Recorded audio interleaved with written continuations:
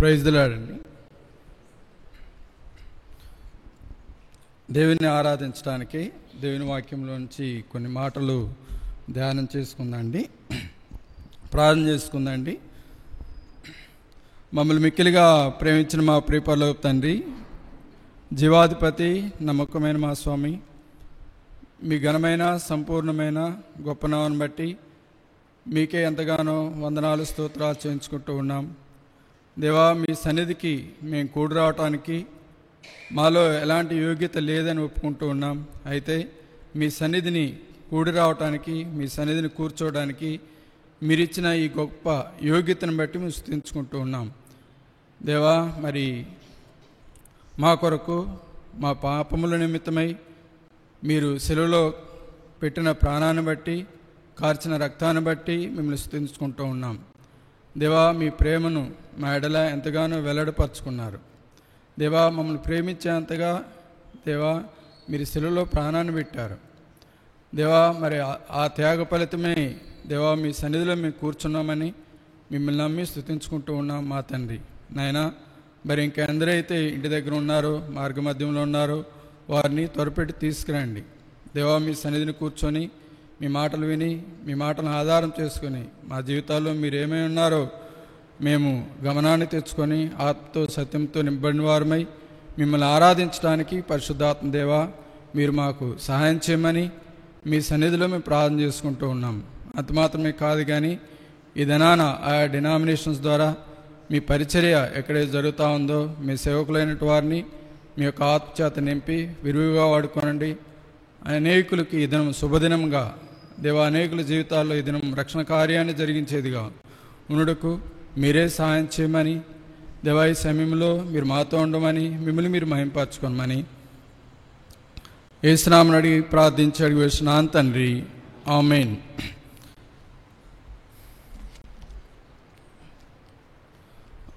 మొదటి యోహాను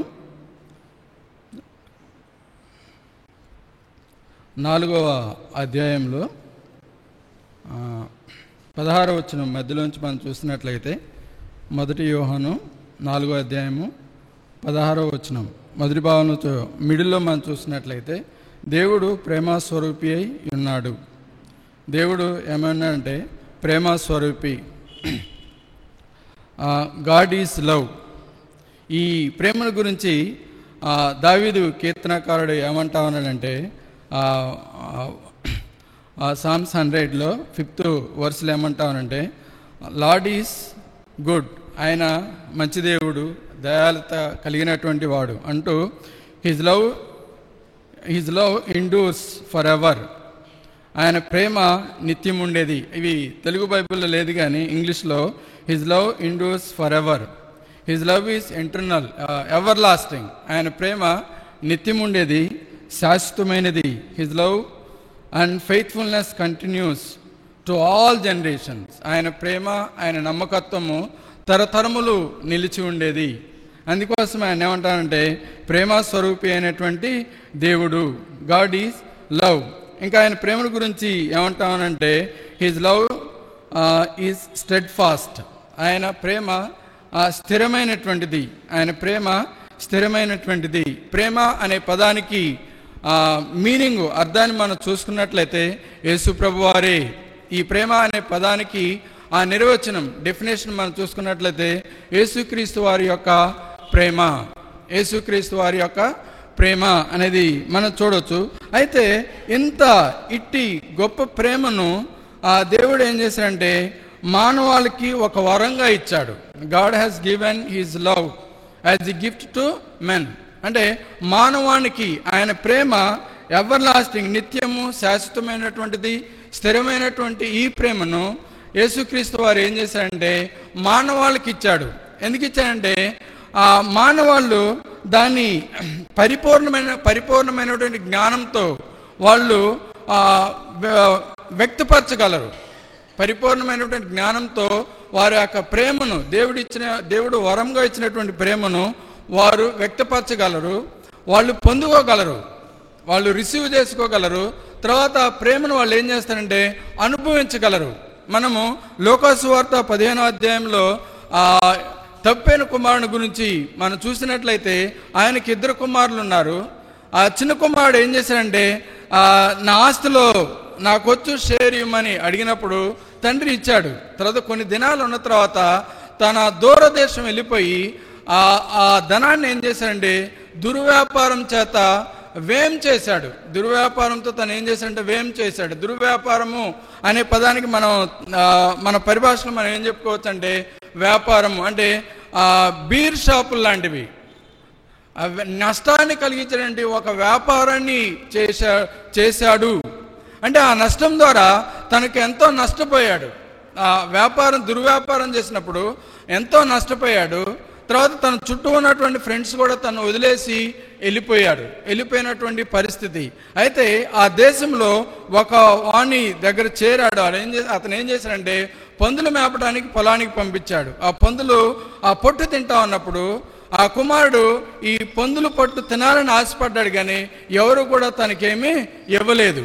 అయితే ఆ కుమారుడు ఏం చేశాడంటే బుద్ధి వచ్చినప్పుడు ఆ కుమారుడు ఏం చేసి నా తండ్రి ఇంటి దగ్గర చాలా మంది పనివారు ఉన్నారు, వారికి సమృద్ధి అయినటువంటి ఆహారం ఉంది అని ఆ రియలైజేషన్ వచ్చినప్పుడు, ఆ బుద్ధి వచ్చినప్పుడు ఏం చేశాడంటే తండ్రి ఇంటికి బయలుదేరాడు. తండ్రి ఇంటికి బయలుదేరినప్పుడు తన దూరంగా ఉన్నప్పుడే తన తండ్రి ఏం చేశాడంటే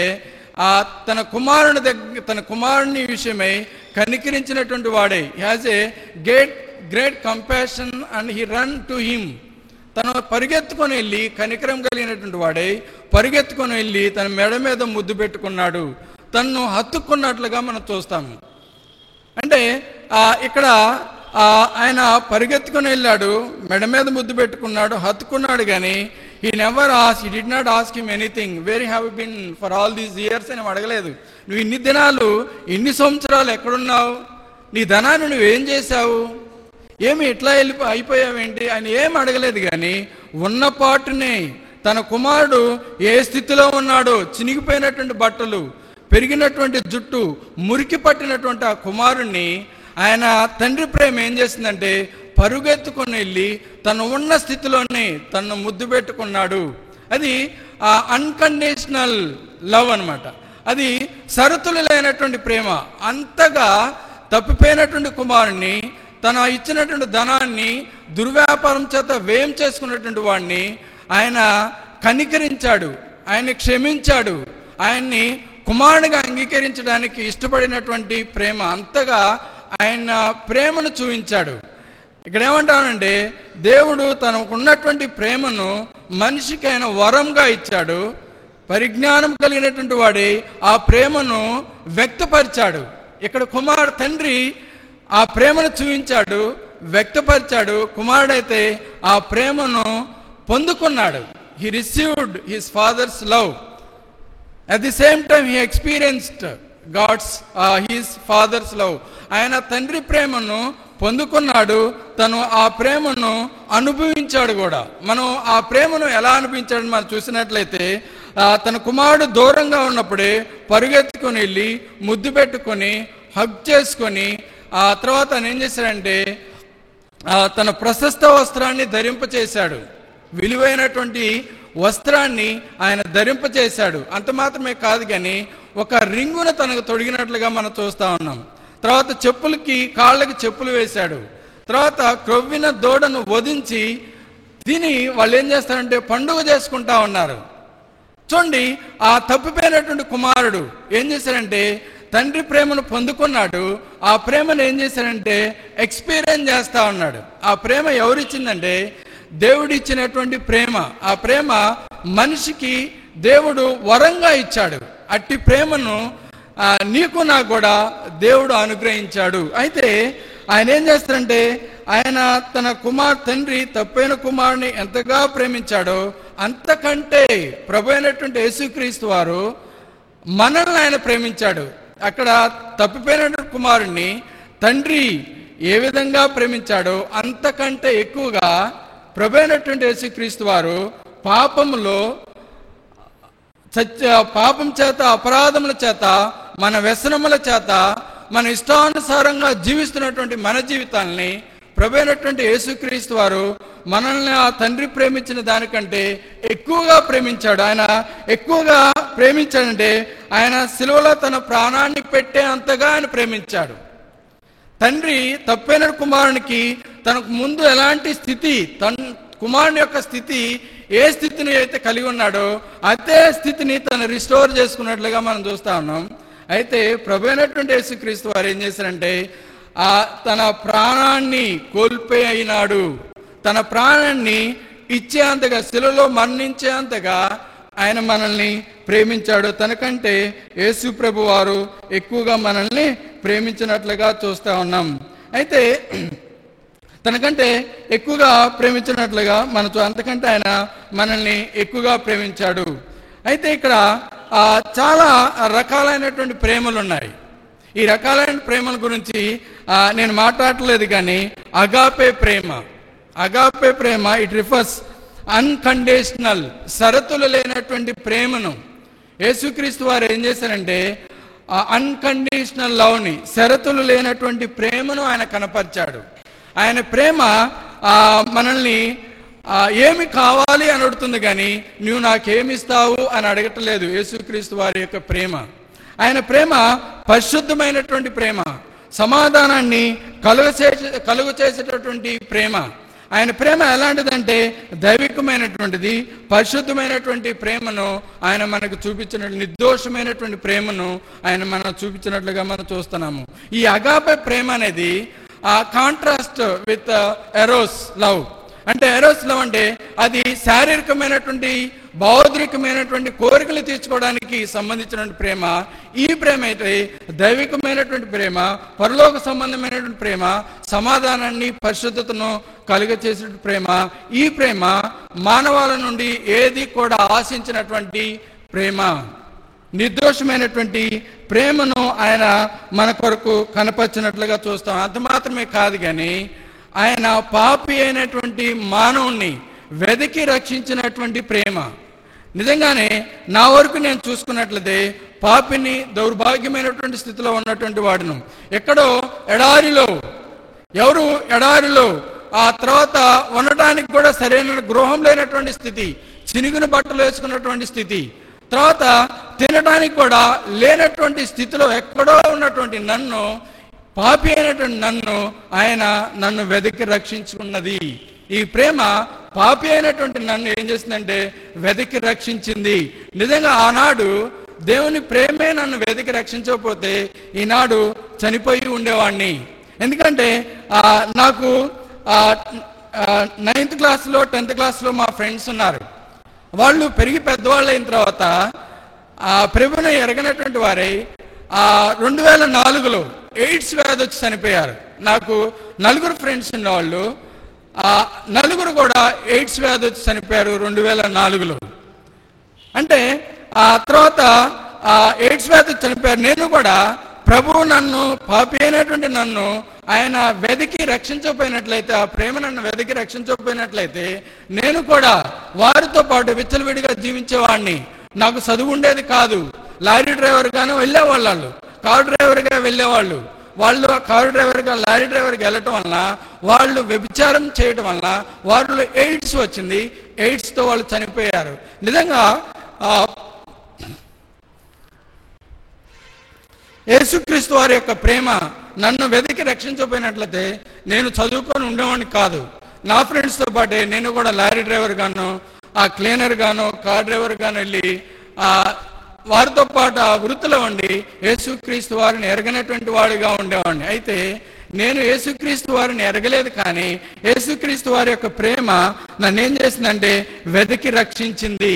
ఒకవేళ యేసుక్రీస్తు వారి యొక్క ప్రేమ నన్ను వెతికి రక్షించకపోయినట్లయితే నాతో పాటు 10th క్లాస్ చదివే వారందరికీ ఆ టైంలో 96లోనే ఒక్కోళ్ళకి 550 మార్కులు, అబో 500 మార్కులు వచ్చిన వాళ్ళు ఉన్నారు.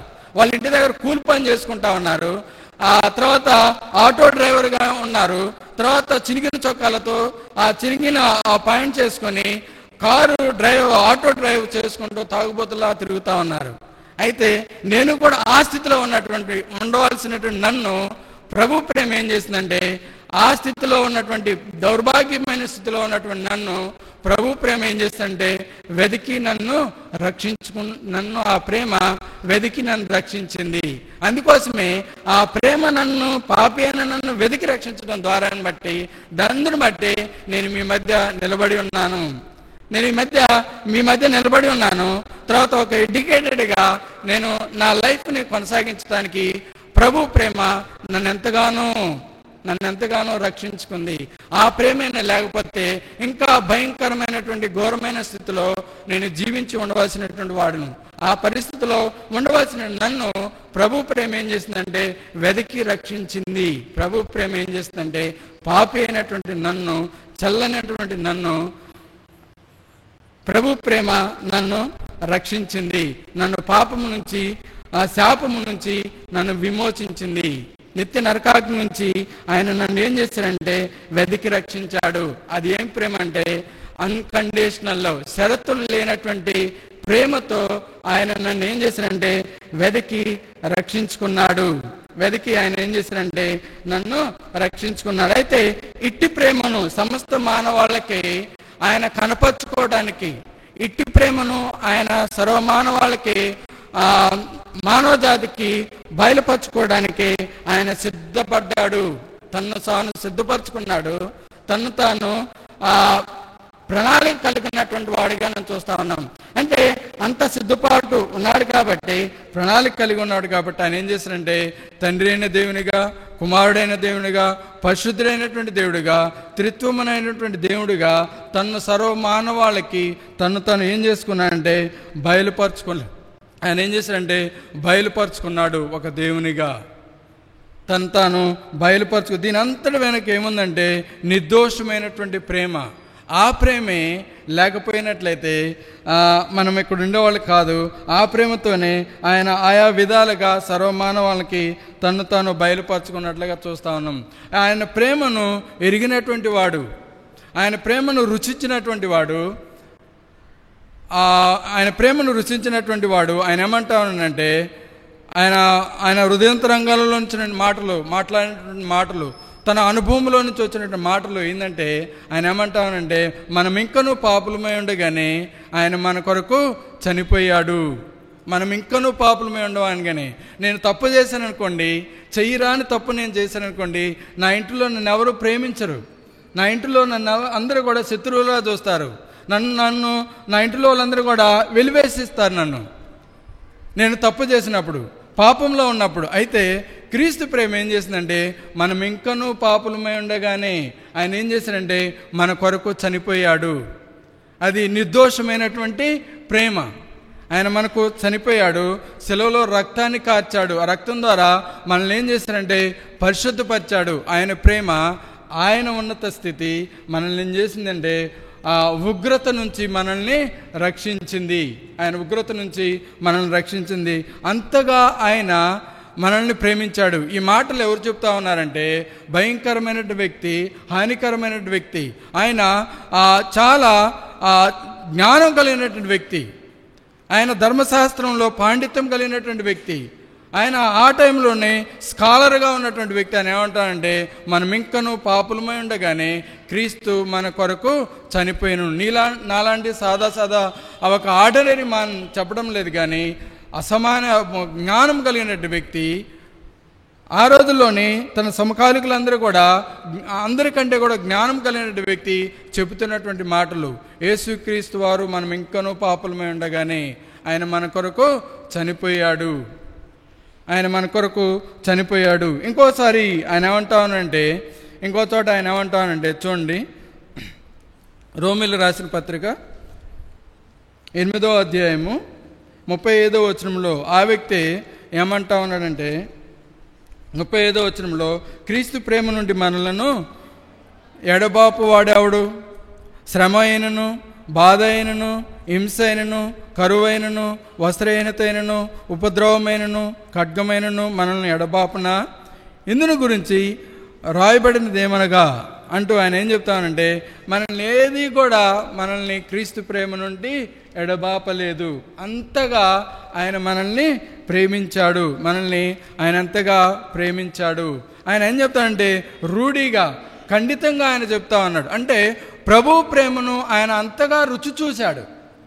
ఆ ప్రేమను దేవుణ్ణి ఎరిగిన తర్వాత, దేవుణ్ణి తన సొంత రక్షణగా అంగీకరించిన తర్వాత, ఆయన రక్తం చేత కడగబడిన తర్వాత ఆయన ప్రేమను అంతగా అనుభవించాడు. ఆయన అనుభవంలో నుంచి, ఆయన హృదయాంతరంగంలో నుంచి వస్తున్నటువంటి మాటలు, అంతగా దేవుని ప్రేమను ఆయన అనుభవించాడు. ఒక ఘోరమైనటువంటి వ్యక్తి, జ్ఞానం కలిగినటువంటి వ్యక్తి ఆయన ప్రేమను అనుభవించాడు కాబట్టి అనుభవపూర్వకంగా ఈ మాటలు ఆయన మాట్లాడుతూ ఉన్నాడు. అంతగా మన ప్రభు మనల్ని ఏం చేశాడంటే మనల్ని ఆయన ప్రేమించాడు.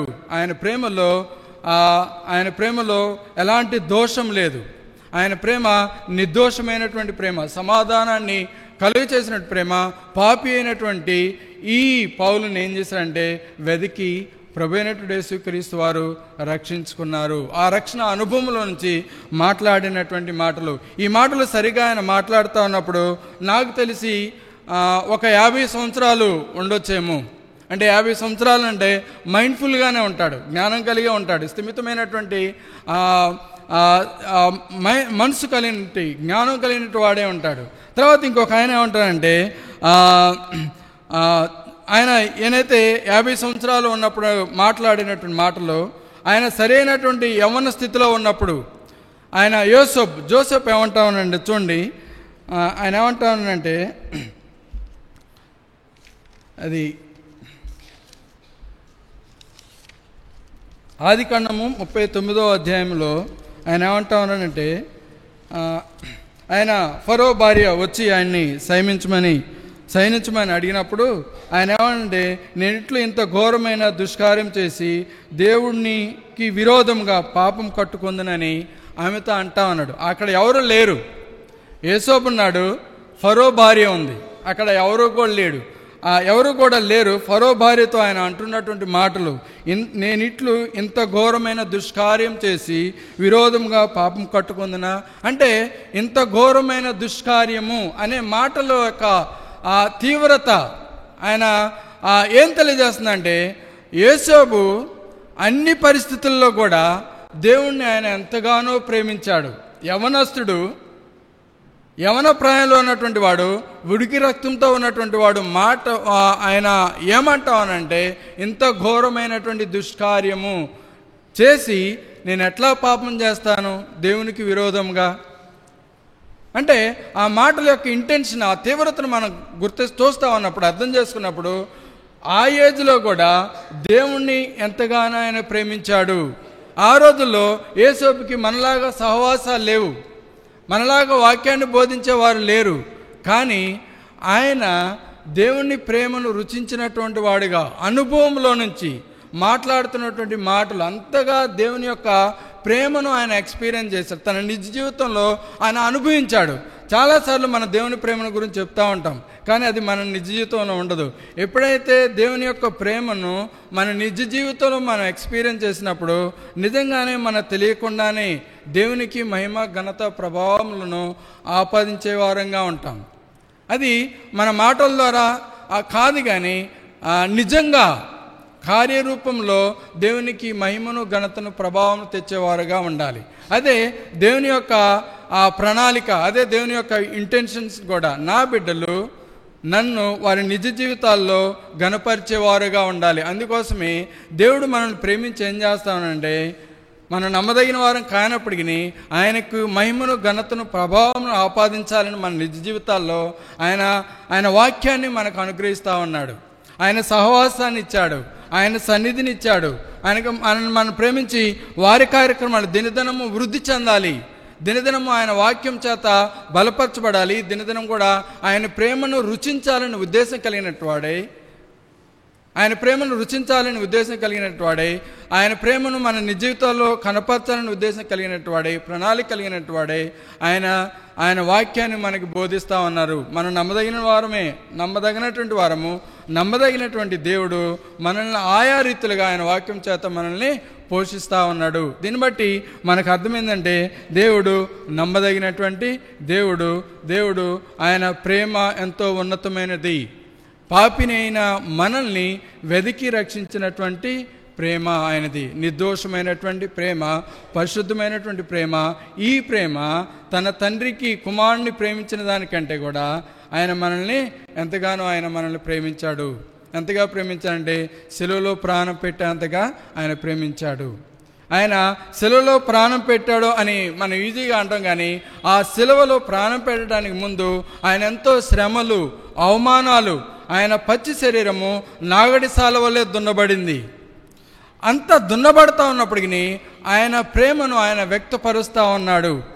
ఆయన ప్రేమతో మనల్ని పాపం నుంచి, శాపం నుంచి, నిత్య నరకాగ్ని నుంచి విమోచించటానికి ఆయన అన్ని శ్రమలను, అవమానాలను ఆయన భరించాడు.